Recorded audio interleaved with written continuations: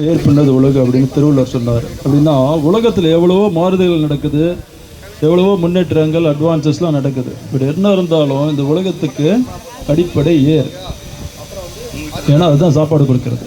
அந்த மாதிரி காவல்துறைக்கு எது அடிப்படை? காவல்துறை இப்போ நிறைய சொன்னாங்க இல்லையா, பாராட்டுகள் அதிகாரிகளுக்கு எனக்கு அப்படின்ட்டு. இதற்கு அடிப்படை என்னன்னா, இந்த காவல்துறை எதை சுற்றி இயங்குகிறது அப்படின்னா குடும்பத்தை சுற்றி.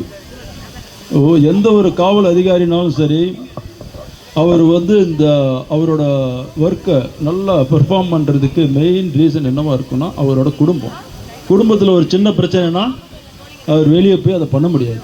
அதனால் இந்த பொங்கல் விழா நம்ம பார்த்திங்கன்னா எந்த ஒரு நியூ இயராக இருக்கட்டும், தீபாவளி எதாக இருந்தாலும் காவல் அதிகாரிகளும் சொல்லி ஆளுநர்களும் ரோட்டில் இருப்பாங்க, மக்களுக்கு பாதுகாப்பு கொடுக்கறதுக்கு, பந்தோபஸ்து கொடுக்கறதுக்கு இருப்பாங்க.